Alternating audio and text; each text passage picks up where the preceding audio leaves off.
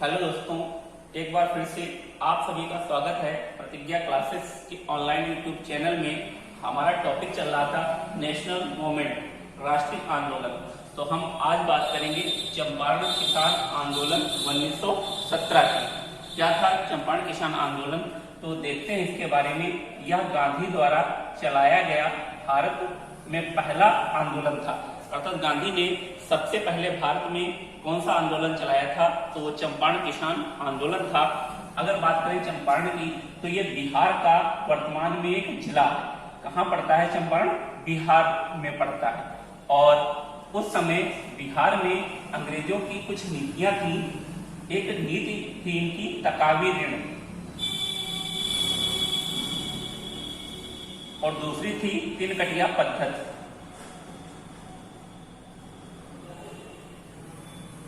तो तकावी ऋण और तिनकटिया पद्धति से यहाँ के किसान परेशान थे और इसीलिए यहाँ के किसान आंदोलन चला रहे थे।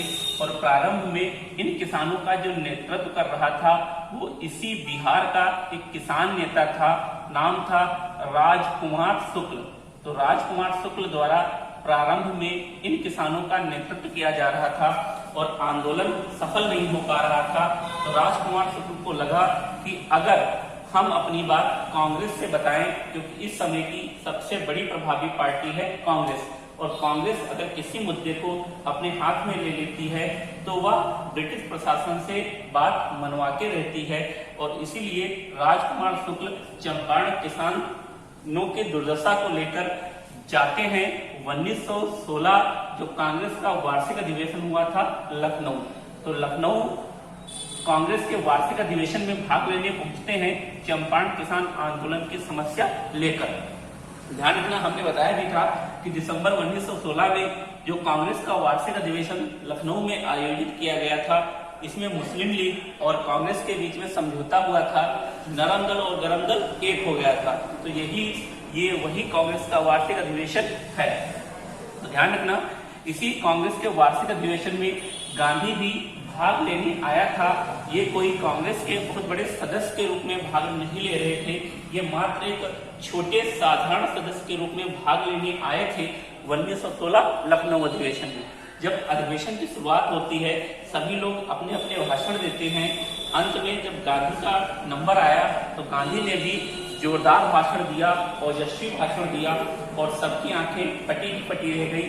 सभी लोग गांधी को देखते रह गए कि यार ये बंदा मतलब की तो बात करता है, पते की बात करता है। और यहीं पर बैठे थे राजकुमार शुक्ल। तो इनको लगा कि अगर हम गांधी को पकड़ ले और गांधी अगर मेरे कब्जे में आ गया, गांधी अगर मान गया, तो हम चंपारण किसान आंदोलन को सफल बना सकते हैं। और अधिवेशन समाप्ति के बाद राजकुमार शुक्ल सीधे गांधी से मिलते हैं, बोलते हैं महाराज हम पर भी थोड़ी कृपा कर दीजिए, आपका नाम काफी फेमस है और चंपारण में यहाँ के किसान तकावी ऋण और तिनकटिया पद्धति से परेशान हैं, आप चलिए और थोड़ा हमारा भी कल्याण कर दीजिए। तो ध्यान रखना, गांधी जी कहते हैं कि ठीक है। गांधी जी भी फ्री थे, कुछ काम धाम नहीं था, तो गांधी कहते हैं ठीक है आप चलिए, पीछे से हम आ रहे हैं। अगर बात करें तिनकटिया पद्धति की, तिनकटिया पद्धति क्या है, तो ध्यान रखना, तिनकटिया पद्धति उस समय जो भू राजस्व होता था उस पर ब्रिटिश सरकार का अधिकार था। और ब्रिटिश सरकार ने ये अनिवार्य कर रखा था कि प्रत्येक किसान भूमि के 3/20 भाग पर नील की खेती अवश्य करेगा। अर्थात प्रत्येक किसान को भूमि के 3/20 भाग पर नील की खेती करना अनिवार्य था। अगर बात करें नील की, तो नील एक प्रकार का पौधा होता है जिससे कपड़ों की रंगाई की जाती है। अर्थात लेबोरेटरी में विभिन्न प्रकार के कलर तैयार किए जाते हैं। तो इसी की खेती करते थे चंपारण के किसान, और ये अनुबंधित थे ब्रिटिश प्रशासन से। और हुआ यूं क्योंकि कुछ यूरोपियन कंट्री थी जैसे जर्मनी और फ्रांस, तो इन कंट्रियों ने जो है कह सकते हो कि रासायनिक कलर मार्केट में ला दिए थे। जो रासायनिक कलर थे वो नील से सस्ते दामों में मिल जाते थे, और इसीलिए जो यूरोपियन नीलहे थे उन्होंने नील खरीदना बंद कर दिया था। लेकिन जो ये यहाँ के किसान थे वो अनुबंधित थे ब्रिटिश सरकार से कि वो अपनी भूमि के 3/20 भाग पर नील की खेती अवश्य करेंगे। तो ध्यान रखना कि जब नील खरीदना बंद कर दिए तो यहाँ के जो अंग्रेज थे वो इन किसानों से औने पौने दामों पर अर्थात बहुत कम दामों पर नील खरीदते थे। और जब बहुत कम दामों पर नील खरीदते थे तो यहाँ के किसान को वाजिब मूल्य नहीं मिल पाता था। और इसी नील की खेती से जो सर्वाधिक किसानों को हानि हो रही थी वो थी चर्म रोग की, अर्थात इन किसानों को सर्वाधिक चर्म रोग हो रहा था कि जो भी किसान नील की खेती करता उससे चर्म रोग हो जाता था।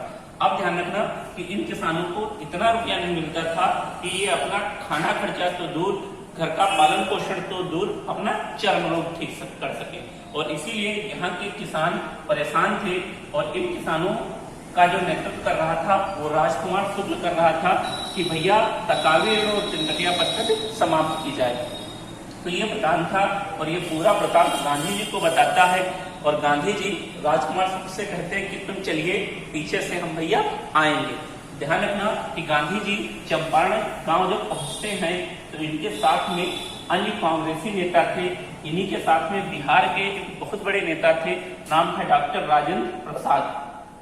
अगर बात करें राजेंद्र प्रसाद की तो ये संविधान सभा के पहले अध्यक्ष थे और स्वतंत्र भारत के पहले राष्ट्रपति थे।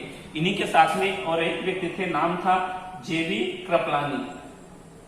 तो ये झंडा समिति के अध्यक्ष थे जेवी कृपलानी और इन्हीं की पत्नी थी सुचेता कृपलानी, जो भारत की प्रथम महिला मुख्यमंत्री थी, अर्थात कहाँ की तो उत्तर प्रदेश की प्रथम महिला मुख्यमंत्री जेवी कृपलानी।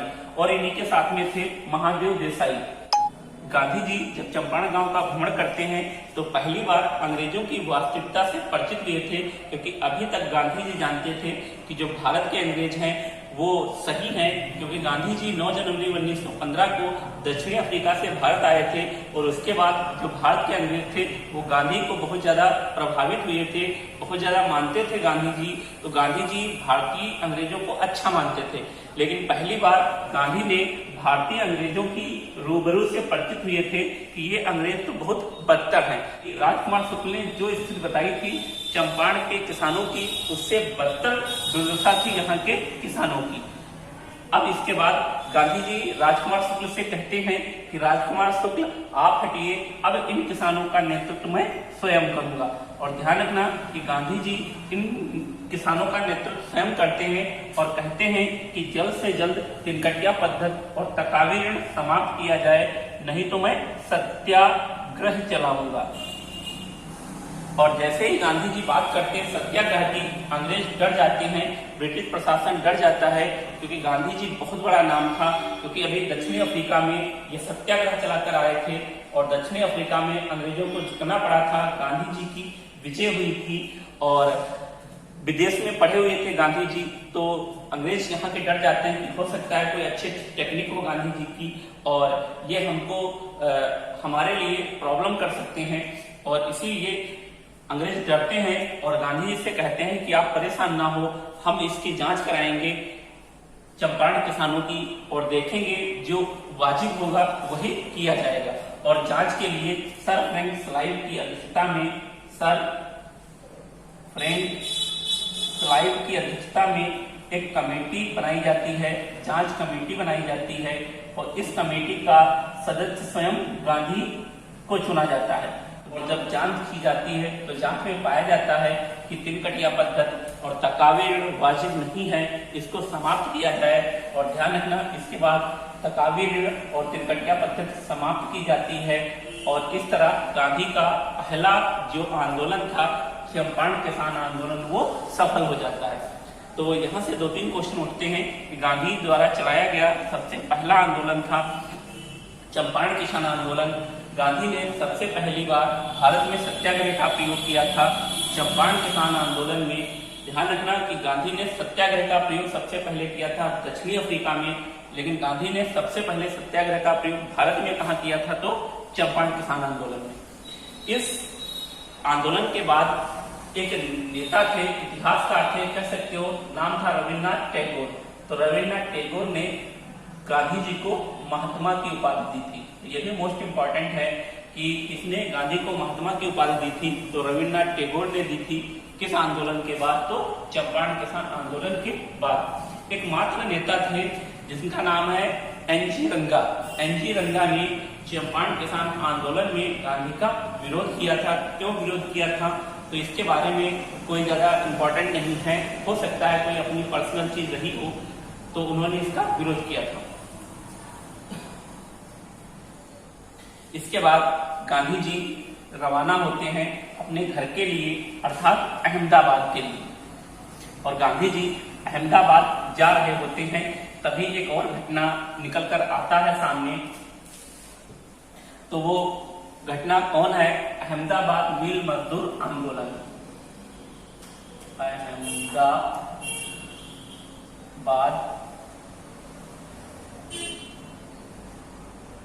मिल मजदूर आंदोलन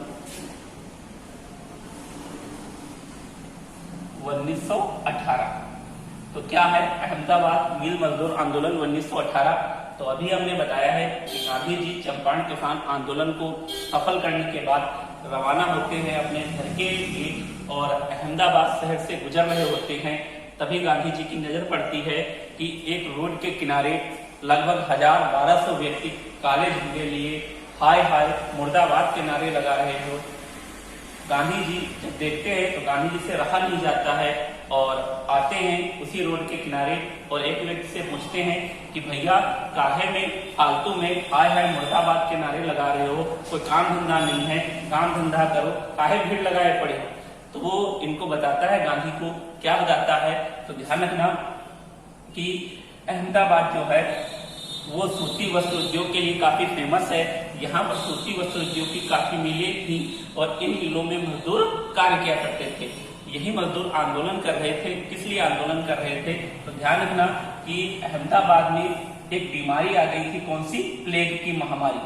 तो प्लेग की महामारी फैली हुई थी, जैसे कह सकते हो इस समय कोरोना वायरस। तो कोरोना वायरस तो पूरा विश्व में फैल गया है, लेकिन प्लेग एक सीमित क्षेत्र में फैली हुई थी, महामारी थी। तो ध्यान रखना प्लेग महामारी फैल गई थी और इस महामारी के कारण जो अहमदाबाद के मिल मालिक थे उन्होंने मिलों में कर दी थी छुट्टी, अर्थात अवकाश दे दिया था मजदूरों को। और जब मिल बंद कर दी जाती हैं तो जो मिल मजदूर थे वो अपने चले गए थे भैया घर वापस चले गए थे। कुछ समय पश्चात जब प्लेग की महामारी शांत होती है तो यही मिल मालिक पुनः मजदूरों को काम करने के लिए बुलाते हैं और जब ये मजदूर काम करने के लिए आते हैं तो मजदूर मांग करते हैं कि भैया मुझे छुट्टी के दिनों का वेतन चाहिए और प्लस 50% बोनस चाहिए, क्योंकि इनका कहना था कि छुट्टी हमने नहीं की है, छुट्टी आप ही की है। और ये हमेशा से रहा है कि अगर छुट्टी कर्मचारी करता है तो उसका वेतन काटा जाता है, अगर छुट्टी कोई मालिक करता है या मालिक अवकाश करता है तो कर्मचारियों का वेतन नहीं काटा जाता है। और इसीलिए ये लोग मांग कर रहे थे कि हम काम तभी करेंगे जब मुझे छुट्टी का वेतन और प्लस 50% बोनस चाहिए, क्योंकि इनकी भी मांग वाजिब थी। मजदूरों का कहना था कि भैया मेरे पास कुछ है तो है, मतलब मेरे पास कुछ है नहीं, जमीन जगह है नहीं, अगर होती तो हम मजदूरी क्यों करते, और जितना कमाया था वो छुट्टी में भैया हम घर बैठ के खा गए हैं और थोड़ा बहुत हम पर कर्ज भी हो गया है। अब ये कर्जा हम कैसे अदा करेंगे, इसीलिए मुझे छुट्टी के दिनों का वेतन प्लस 50% बोनस चाहिए और इसीलिए भैया हम लोग कर रहे हैं आंदोलन। तो ये बात सारी गांधी से बताते हैं मजदूर। जब गांधी जी सुनते हैं तो गांधी जी कहते हैं यार बात तो आपकी सही है, और गांधी जी कहते हैं कि आप हटिए साइड में, अब हम आपका नेतृत्व करेंगे। और गांधी जी स्वयं इन मजदूरों का नेतृत्व करते हुए चलाते हैं सत्याग्रह और कहते हैं कि हटिए हम चलाएंगे सत्याग्रह। और जैसे ही गांधी जी सत्याग्रह चलाने की बात करते हैं तो जो मिल मालिक थे वो डर जाते हैं, क्योंकि उनको पता था कि गांधी जी अफ्रीका में तहलका मचाकर आए हैं। हाल ही में चंपारण किसान आंदोलनों का भी जो है नेतृत्व किया था और उसको भी सफल किया था। तो ये लोग कहते हैं कि हम भैया वेतन देने के लिए राजी हैं छुट्टी के दिनों का प्लस 20% बोनस। ध्यान रखना कि मजदूर मानते नहीं हैं। और इसके बाद गांधी जी इसी आंदोलन में पहली बार करते हैं भूख हड़ताल। ध्यान रखना, गांधी ने सबसे पहले भूख हड़ताल किस आंदोलन में की थी?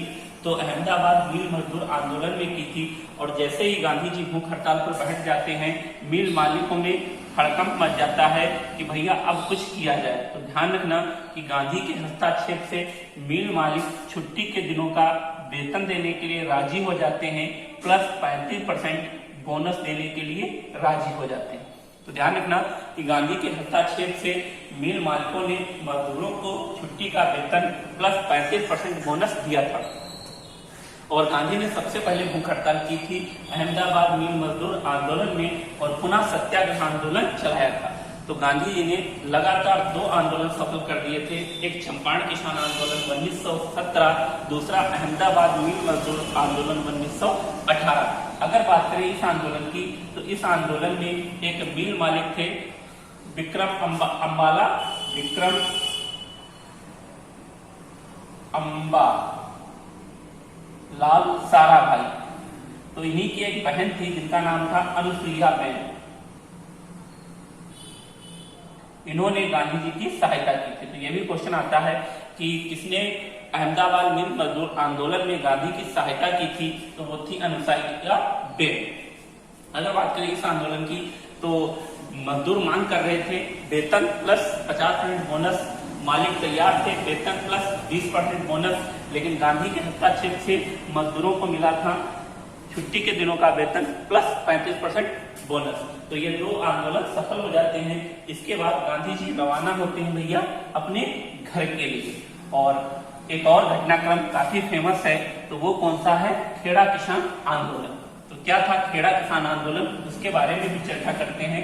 तो अगला टॉपिक है खेड़ा किसान आंदोलन 1918। तो क्या है खेड़ा किसान आंदोलन 1918, इसके बारे में चर्चा करते हैं। ध्यान रखना कि गांधी जी 2 आंदोलन सफल करने के बाद अपने घर रवाना होते हैं, और एक दिन का समय था। गांधी जी मॉर्निंग में अखबार चाय पीते हुए अखबार पढ़ रहे थे, तभी कुछ किसान आते हैं और गांधी के पांव पकड़ लेते हैं कि महाराज हम पर भी कुछ कल्याण कर दीजिए, आप तो करता धरता हो, सबका उद्धार करते हो, हमारा भी उद्धार कर दीजिए। तो गांधी जी उठाते हैं किसानों को और कहते हैं भाई बताइए क्या समस्या है। तो यही खेड़ा किसान बताते हैं। खेड़ा देखा जाए तो एक गुजरात का गांव है, और ये किसान बताते हैं कि महाराज कि इस समय हमारे यहाँ प्लेग की महामारी फैली हुई है, और प्लस पड़ गया है अकाल, और अकाल पड़ने से फसल सारी क्या हो गई है? नष्ट हो गई है। और फसल नष्ट हो जाने के कारण हम लोगों की पैदावार कुछ हो नहीं पाई है, और अंग्रेज जबरन हमसे वसूल रहे हैं कर। तो महाराज कुछ करिए, हम कर कहां से देंगे? तो ध्यान रखना गांधी जी कहते हैं क्यों परेशान हो, हम मुक्त कराएंगे आपको कर से। और गांधी जी पुनः खेड़ा आते हैं और फिर क्या कहते हैं कि जल्दी से कर माफ करिए, नहीं तो हम चलाएंगे सत्याग्रह। और गांधी जी पुनः सत्याग्रह आंदोलन की शुरुआत करते हैं। और जैसे ही गांधी जी सत्याग्रह आंदोलन की शुरुआत करते हैं, अंग्रेज डर जाते हैं, और अंग्रेज कहते हैं कि हाँ ध्यान रखना उन्हीं किसानों से कर वसूला जाएगा जो कर देने में सक्षम है, अर्थात जो सक्षम नहीं है उनसे कर वसूला नहीं जाएगा। और जब ऐसी बात करते हैं तो ये भी एक प्रकार से आंदोलन सफल हो जाता है। कौन सा? खेड़ा किसान आंदोलन। तो गांधी ने लगातार 3 आंदोलन सफल कर दिए थे। पहला कौन सा? तो चंपारण किसान आंदोलन। दूसरा कौन सा? अहमदाबाद मिल मजदूर आंदोलन। और तीसरा कौन सा? खेड़ा किसान आंदोलन। देखा जाए जब गांधी जी खेड़ा गए थे तो इन्हीं के साथ में सर्वेंट ऑफ इंडिया के व्यक्ति थे विट्ठल दास या विट्ठल भाई। तो वो भी गांधी के साथ में गए हुए थे और इन किसानों का नेतृत्व किया था। गांधी का वास्तविक सत्याग्रह खेड़ा किसान आंदोलन को ही बताया गया है। एक इतिहासकार थे लॉर्ड हार्डिमन, उन्होंने गांधी का वास्तविक सत्याग्रह खेड़ा किसान आंदोलन को बताया था। तो गांधी ने सबसे पहली बार सत्याग्रह का प्रयोग किया था चंपारण किसान आंदोलन में, उसके बाद सत्याग्रह का प्रयोग किया था अहमदाबाद मिल मजदूर आंदोलन में, और उसके बाद सत्याग्रह का प्रयोग किया था खेड़ा किसान आंदोलन में। तो लगातार गांधी जी 3 आंदोलन सफल कर देते हैं, चंपारण, अहमदा और खेड़ा। इसके बाद पूरे भारत में गांधी जी फेमस हो गए थे, अंग्रेजों के दिलों पे बिल्कुल नासूर बनकर बैठ गए थे कौन? गांधी जी। तो आज इतना ही है, इसके बाद अगला पार्ट हम बात करेंगे रोलेट और जलियांवाले बाग।